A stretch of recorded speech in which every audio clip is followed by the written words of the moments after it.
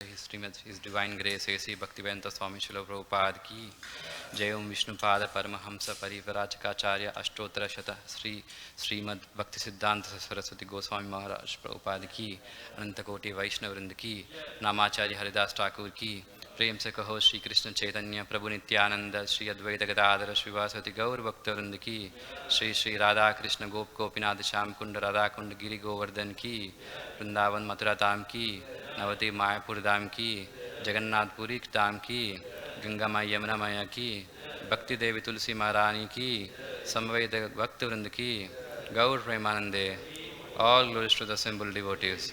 All glories to the assembled devotees. All glories to the assembled devotees. All glories to Shri Guru and Gauranga. All glories to Srila Prabhupada ki Jai.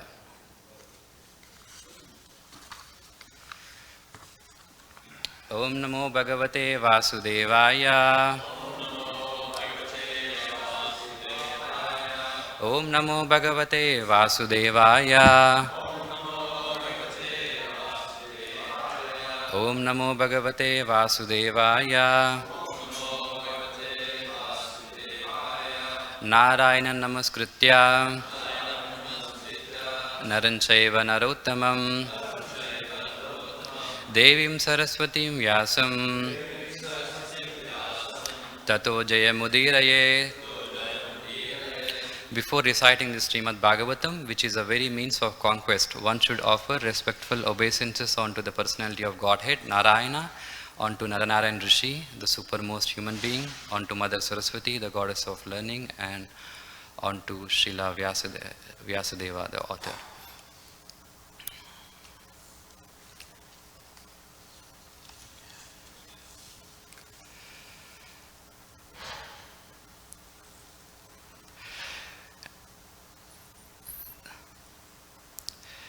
Drishtvaanyam cha mohapatan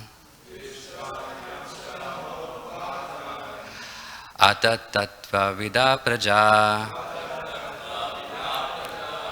Brahmaputran rite bita Menire vishvasamplavam Drishtvanam cha mahopatan Atatattva vida praja Brahmaputran rite bita Menire vishvasamplavam Drishtvaanyam cha mahopatan Atatattva vida praja Brahmaputran rite bita Menire vishvasamplavam.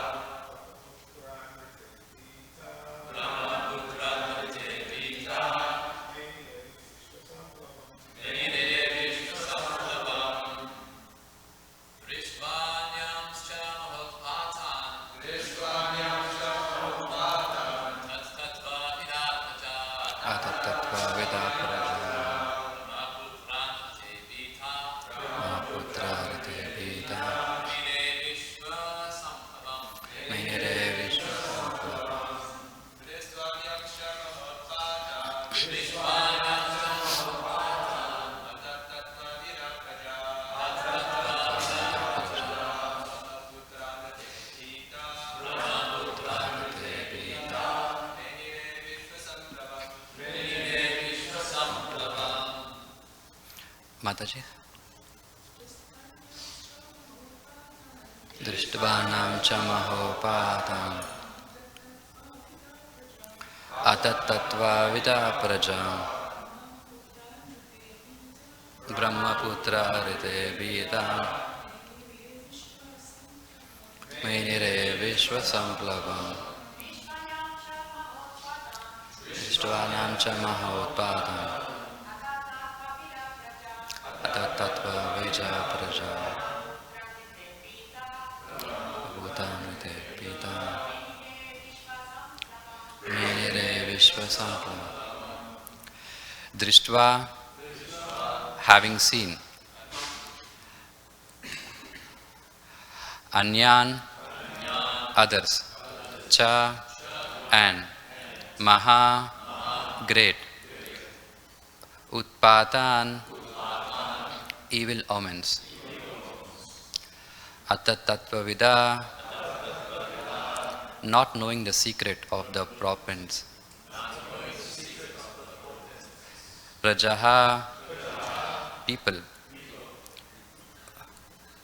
Brahmaputran, the sons of Brahma, the four Kumaras, Rite, except, Bitaha, being fearful, Menire, thought, Vishvasamplavam, the dissolution of the universe.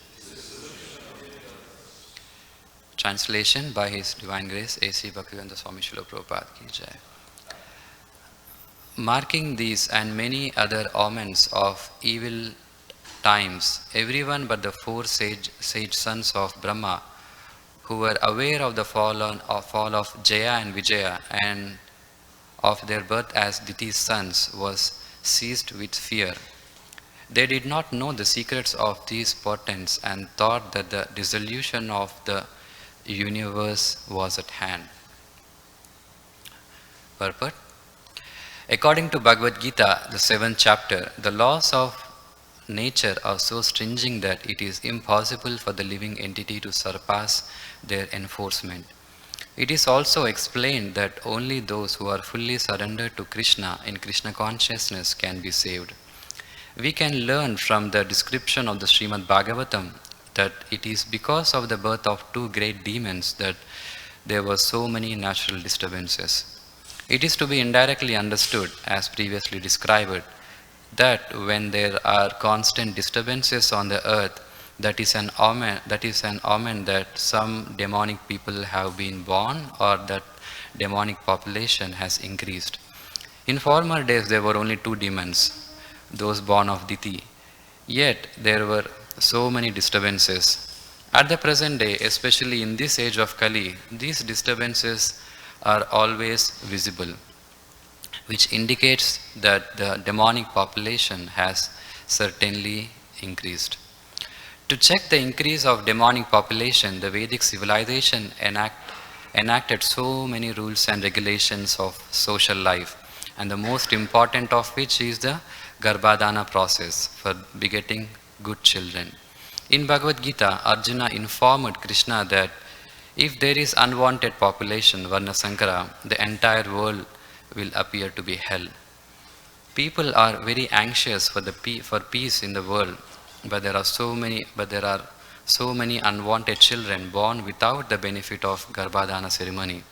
Just like the demons born from Diti, Diti was so lusty that she forced her husband to copulate at the time which was inauspicious, and therefore the demons were born to create disturbances.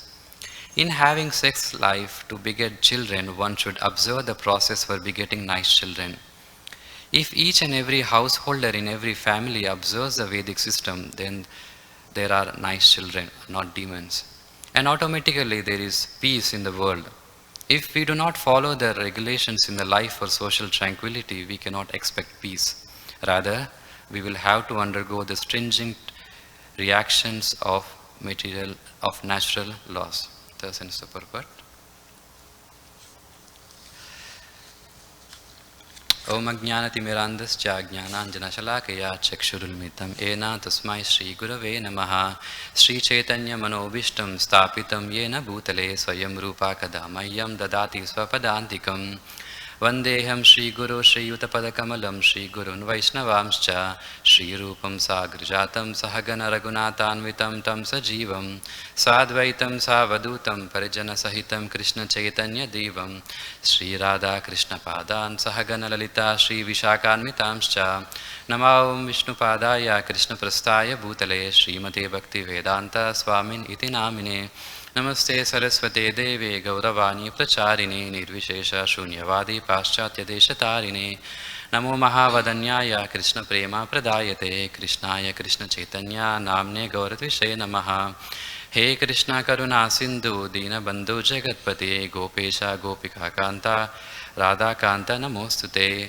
Tapta Kanchana Gaurangi Radhe Vrindavaneshwari Vrishabhanusute Deve Pranamami Haripriye Vancha Kalpatarubhyascha Krupa Sindhubhya Evacha Patitanam Pavanebhyo Vaishnavebhyo Namo Namaha Shri Shri Krishna Chaitanya Prabhu Nityananda Shri Advaita Gadadhara Srivasati Gaura Bhaktarunda Hare Krishna Krishna Krishna Hare Hare Hare Rama Rama Rama Hare Hare.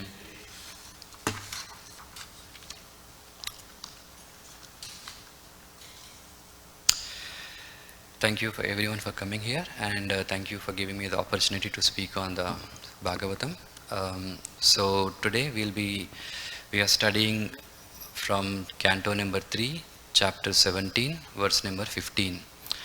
So the translation, marking these and many other omens of evil times, everyone but the four sages, sage sons of Brahma, who were aware of the fall of Jaya and Vijaya, and of their birth as Diti's sons, was seized with fear. They did not know the secrets of these portents and thought that the dissolution of the universe was at hand.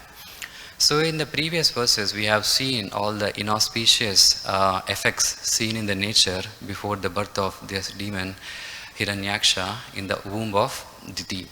And in the current verse, basically Prabhupada talks about what is the reason for the birth of this demonic population. And the reason he points out is because these children are begetted without following the Garbhadana process. And in this case also, because Diti, afflicted with sex desire, she conceived the child during the evening, which is actually an inauspicious time. So it is also stated that everybody was afraid except the four Kumaras, because the four Kumaras know what's happening. The rest, everybody were thinking that it's going to be like a dissolution of the universe. But but the four Kumaras are well aware and they are not afraid. For the birth of these demons, we can see two reasons here. One is the curse of Jaya and Vijaya, which led to the birth of these demons, and also the other reason we see is the Diti's actions, which led her to the untimely pregnancy, which led to the birth of these demons. So now what exactly is the reason for the birth? Is it the curse or is it the Diti's fault? Well, actually both are the reasons, because for any phenomenon to happen, there has to be a cause. And basically the cause can be of two types. One cause is called as a limited cause or an immediate cause, and the other cause is called as an ultimate cause. So in this example, for example, when a potter wants to make a pot, right? Like when a potter wants to make a pot, so what is the immediate cost for a pot to manifest? It is the actions, it is the actions of this potter, how he skillfully crafts this pot. That is the immediate cause. But what is the ultimate cause for the pot to manifest? It is a desire of the potter. So similarly, in this example, even though the ultimate cause for the birth of the Hiranyaksha is because of the curse by Jaya and Vijaya, the ultimate cause is because of the curse towards Jaya and Vijaya by the four Kumaras. That is the ultimate cause. And the immediate cause, what we can see here, is the Diti's pregnancy during the untimely event. And we can see that everyone was afraid except the four Kumaras, because the four Kumaras have the knowledge, they are aware of what's happening, so they're not afraid, they're not fearful. So we can see the cause for the fear is basically lack of knowledge. People who lack the knowledge, basically they are the one who are afraid. But people who know what's happening, they may not be as afraid as the people who are not like in complete knowledge. Because if you see, the fundamental problem of a living entity is basically ignorance or avidya. And from the ignorance comes the sense of I and mine, and from that comes the attachment, and from the attachment comes the aversion, and from the aversion comes the fear. So the root cause is avidya, and the fear is just a byproduct of such ignorance. As it is mentioned in the Bhagavatam, avidya, from avidya comes asmita, from asmita comes raga, dvesha and abhinivesha. But however, these four Kumaras are actually in full knowledge, so they are not fearful. But of course, knowledge alone is not sufficient, because along with the knowledge, one also requires the mercy of the Lord. Without the mercy of the Lord, just the mere knowledge alone is not sufficient. Just like the Mayavadis, the Mayavadis basically, they do not have any conception of surrendering to the Lord, because they do not consider like a personal feature of the Lord. So for them, there is no conception of surrender. And the way they deal with the avidya is basically through knowledge. Right? I mean, you are ignorant, so get the knowledge and then you are fine. So that is how the Mayavadis deal. Let's say, for example, like you see a rope and you mistake it for a snake, and that will cause you the fear. So what is the best way of taking out the fear? That knowledge, that be aware that that's not a rope, that's not a snake, that's just a simple rope. So this is the Mayavadis approach. Just to counteract avidya, they only propagate vidya, means that's where the jnana is. But however, we must understand that along with vidya, we also need the mercy of the Lord and the surrender, and for that one has to surrender. And one may be questioning that, why we need to surrender, just vidya alone is sufficient. And the answer is given in Bhagavad Gita himself, the way Krishna says, Daivi yesham hi gunamayi mamamaya duruttaya mam hi eva prapadyante mayam etan tarantipte. This divine energy of mind, consisting of the three modes of material nature, is difficult to overcome. But those who have surrendered on to me can easily cross over it. So in this way, a living entity, tiny living entity, does not have the strength for itself to overcome the three modes of nature. It does require the mercy of the Lord. It does require to surrender to the Lord. Only then the living entity will be able to transcend the three modes of nature. And even in the purport, Prabhupada mentions that the laws of nature are so stringent that it is impossible for the living entity to surpass their enforcement. So that is why one is required to fully surrender to Krishna consciousness to be saved. And of course, along with the surrender, one also should have knowledge. That doesn't mean that, surrender doesn't mean that you don't have knowledge. No, both are required, because surrender is also based on the knowledge. Surrender is not something which is like a blind faith. Even in the Bhagavad Gita, we can see the Arjuna, even though in the beginning, he had some, preliminary faith in Krishna. But however, when he surrendered towards, at the end, after listening to the entire Bhagavad Gita, he has surrendered. And that surrender is based on the knowledge. So in this way, surrender is not something, without knowledge. Both are required, surrender and the knowledge.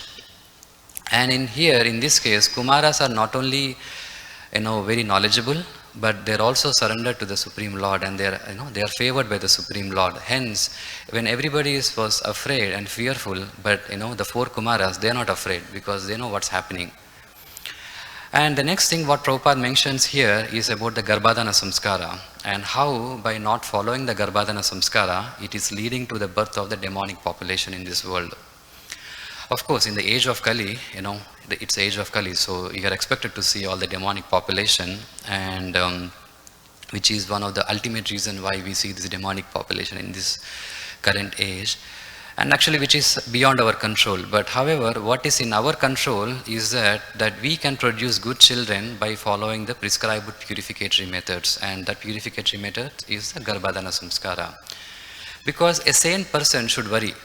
A sane person should worry before giving the birth to a child, that what kind of a children he is giving birth to. There is no point of just giving, producing children like cats and dogs, because one should consider what kind of an impact, these children is producing will have on this world. Because I mean, we have enough demonic people out there, and we don't need to add some more to that quota by adding some more demonic people. So the sane person should be aware of that. That is why in Bhagavad Gita, Arjuna is one of the, that is one of the concern of Arjuna, that how, what happens to these, wives when the soldiers die, they'll be exploited and they'll be, Varna Sankara, unwanted population. So now let's ask a question, what is Varna Sankara? Is Varna Sankara means just the, someone who doesn't have a father? Like, just Arjuna was telling that these wives will be exploited and, will have unwanted population. Or, or can we say that all the children of like single mothers are demonic? No, that would be a very narrow way of understanding, because sometimes we see that even the children of a single mothers, actually they become to a pure devotees, just like Narada Muni. In the Bhagavatam, we don't have much information about his father, but we can see how nice devotee, how pure devotee he is. So before trying to understand who is Varna Sankara, let's try to understand what is Garbhadana Samskara. Because Varna Sankara is nothing but just a product of Garbhadana Samskara, nothing more than that. So what is Garbhadana Samskara? And generally, the Garbhadana Samskara is understood as like a purificatory process, as husband and wife undergo before they conceive to produce the children. Because this human life is meant for actually purification, right? Because when we have taken birth in the material world, that means that we are not liberated, right? So that is why we have taken this life, and this human life is meant for us to, purify oneself and ultimately, go back to Godhead and get liberated from this material world. That is the ultimate aim of the human life. But however, because of the one's past karmas, different people have different inclinations. But however, when by dovetailing all these inclinations as a service onto the Lord Vishnu, one can be purified. And especially the householders, basically, they are given like a limited license for sense gratification. But however, by following the various ritualistic ceremonies, it's an opportunity for them to purify their consciousness. And by purifying such consciousness, one will be able to, give birth to a, good Krishna conscious children. But those who do not follow such, prescribed rules and regulations, they just give birth to like a demonic children, and who are nothing just but a burden on the earth. And the Vedic scriptures, they give different purificatory processes. There are about like 16 in number. They're called as 16 samskaras. So the very first samskara, it begins with Garbhadana samskara. The Garbhadana samskara is something which, a married couple, they perform even before they conceive. That is called as Garbhadana Samskara. And then the next one is Pumsavana Samskara, and it is done in the 2nd and the 4th month of the pregnancy. It is to ensure that all the the bodily parts of the fetus is properly developed. And then you have Simantonayana Samskara, and that is done in the 4th or the 5th month of pregnancy, because during that time the mind of the fetus gets formed. So in order to make sure that there is no negative influence or negative effect on the mind of the fetus, they perform this Srimantanayana Samskara. The next is Jatakarma Samskara, and this is done when the child is born. When the child is born, you make a birth chart and make a prediction for the child.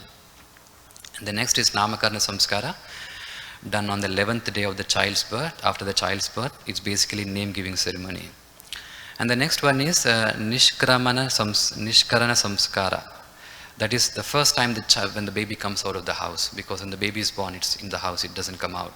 When it comes for the first time to see the world, that is called as Nishkaramana Samskara.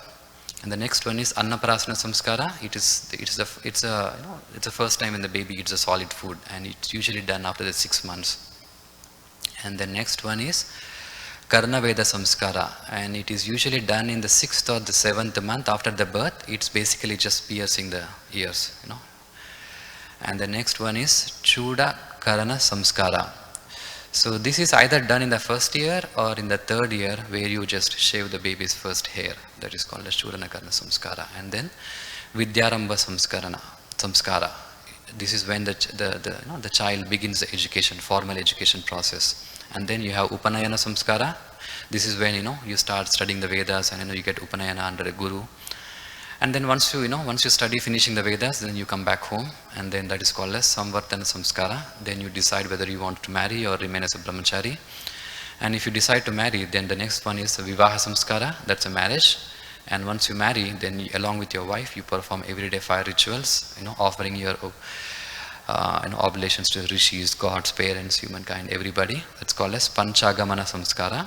And then you retire, Vanaprastha Samskara, and then you take sannyas, and then you leave the body. That's called as Antyeshi Samskara, the final samskara. So in this way, the Vedic, scriptures give different purificatory process throughout the life of a human being, and it is something to see, and it is interesting to see that actually the first samskara, it begins even before the child is even conceived.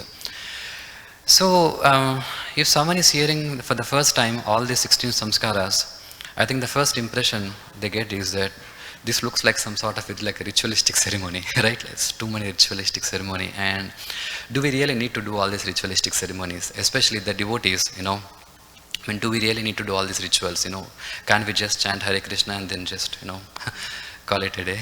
Or, do we really need to do these things? So now we have to ask a question. I mean, what exactly are these things? I mean, are these things just some rituals, where you just, call a pujari, just, pay some $100 and then, get it done in 1 hour and then go home, then continue with your life and then think that some miracle is going to happen because of this 1 hour puja, what you have done with a pujari. What is exactly is this, samskaras? Is it just some ritualistic ceremony, or is there any deeper meaning?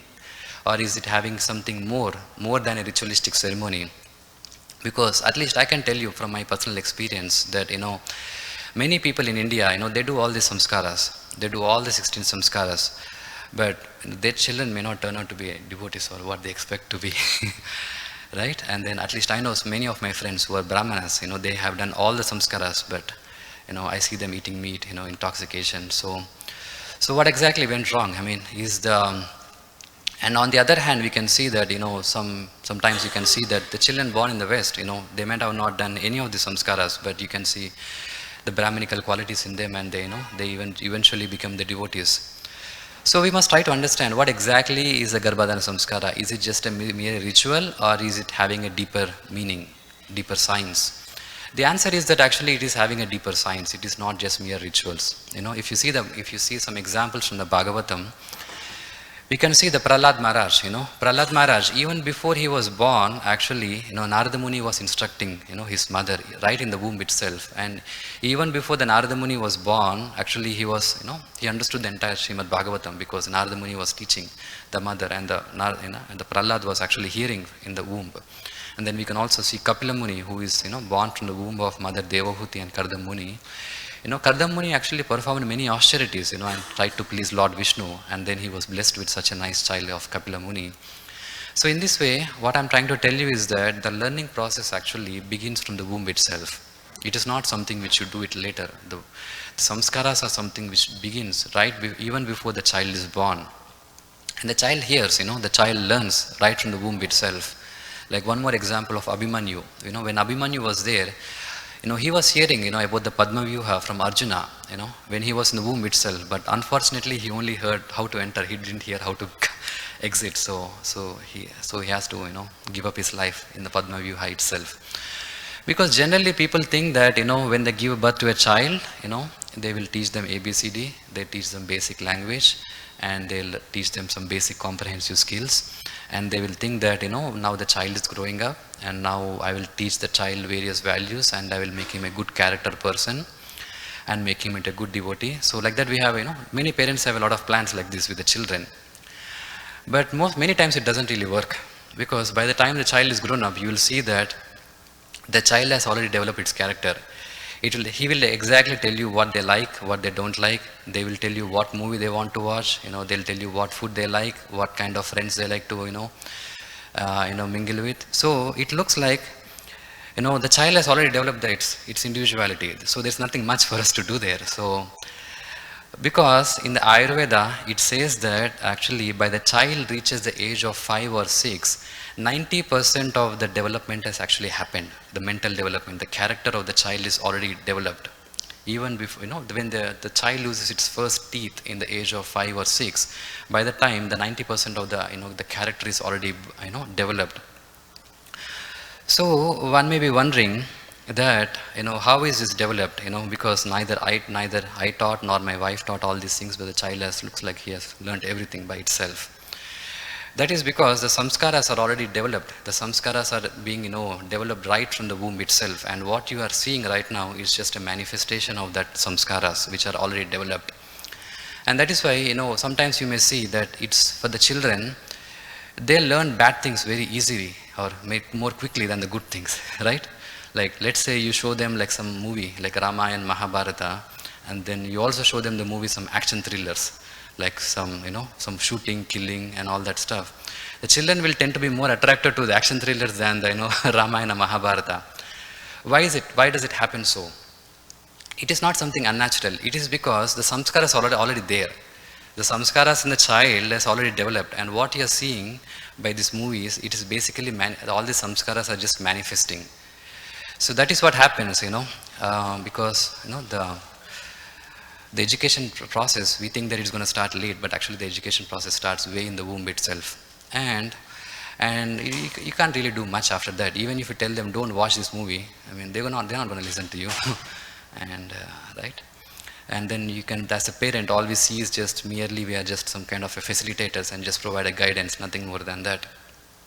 And because the education process begins in the womb, and the greatest influence on the child's consciousness is actually given by the mother, because the child is in the mother's womb. And in the Manu Samhitas, he states that actually for the child, the position of a mother is 1,000 times more than the position of a father. It is actually the mother's consciousness the child imbibes, and that is why it is very, very much important that a pregnant woman during her pregnancy, she is mentally well situated, and she is happy, because all the impressions on the mother's consciousness will have a direct impact on the child. No matter whether you are a man or a woman, ultimately we are a product of a woman. And that is why it is also easy for actually a woman, for a woman to upbring a child compared to a man. That's why you will see many single mothers, but you don't see too many single fathers, right? So, there was an example. There was a single father. He was having a small baby with him, and then the baby was crying. And he was telling, Albert, keep quiet. Albert, keep quiet. Albert, keep quiet. The baby is crying. And the father was somewhere outside, and some random lady was just passing by, and then the ladies, naturally they like children, and they came and said that, Albert, what happened to you? Why are you crying? And the father said, the baby's name is not Albert, my name is Albert.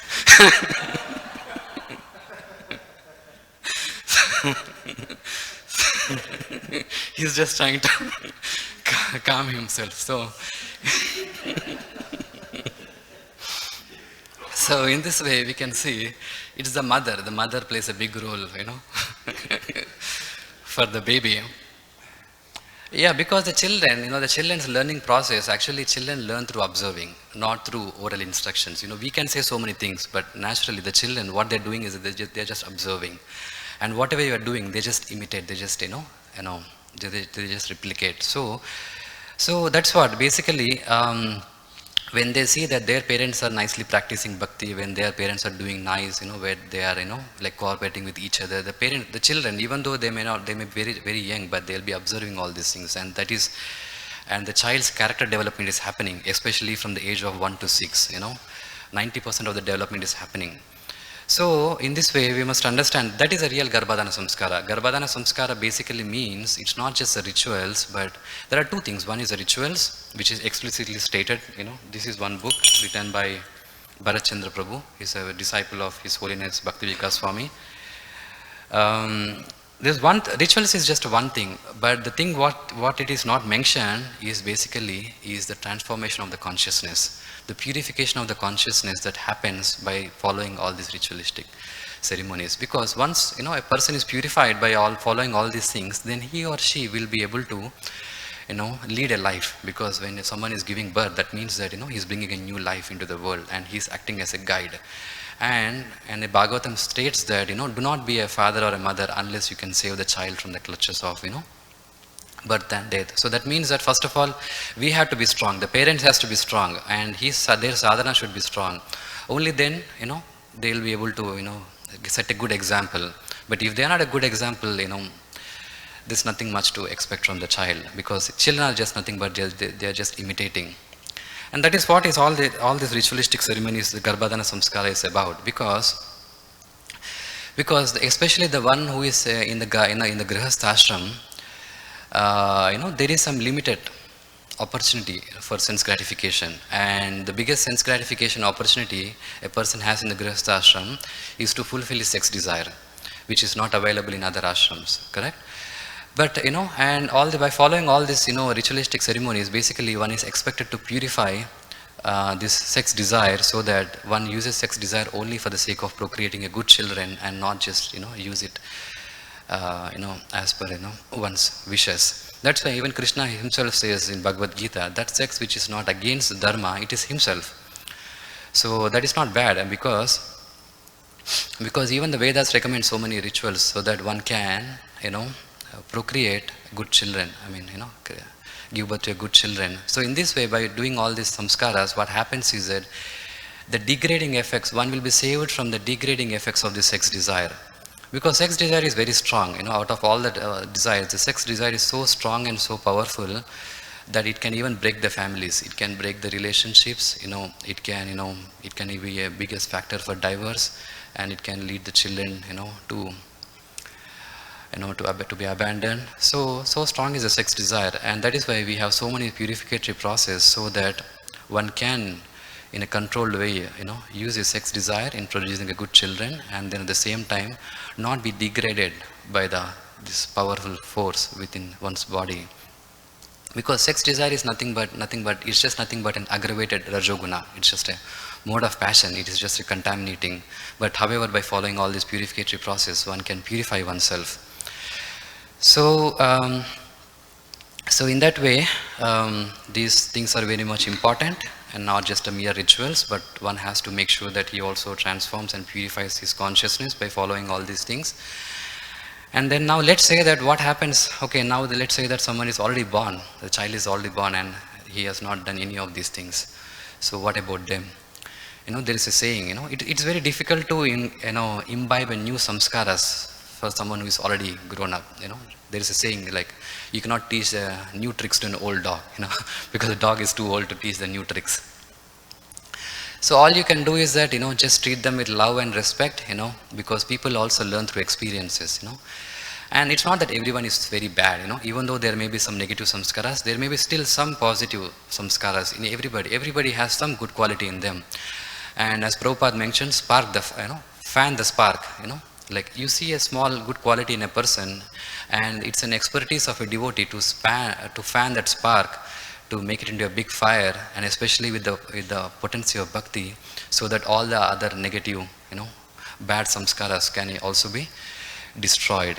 And that is where, even Prabhupada used to say that he used to shed, gallons of blood to make a single devotee.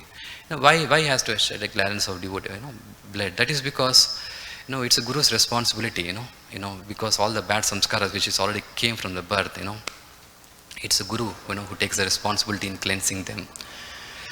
Sometimes, you see that a guru, sometimes you see that, guru's position is very nice, everybody respects him, you give nice prasad, nice bedding, everything. But actually a guru has a thankless job. The guru has a thankless job and, an uncomfortable business of cleansing the dirty laundry of the disciples. Because it is the guru's responsibility is to clean the anarthas of the disciple. And there are two types of anarthas. You have gross anarthas, like as I mentioned in my previous class, sleep, distraction, disinterest in spiritual activities, tendency towards bad habits, taste for material enjoyment. These are gross. These are a little bit easy to clean. And then you have subtle anarthas like pride, arrogance, ego.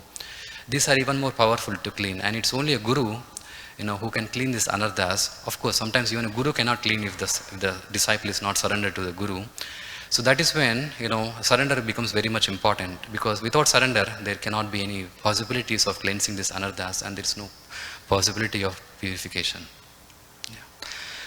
So, in this way, one can purify his, oneself, and then, also give birth to the Krishna conscious children. Yeah. Thank you very much. Thank you.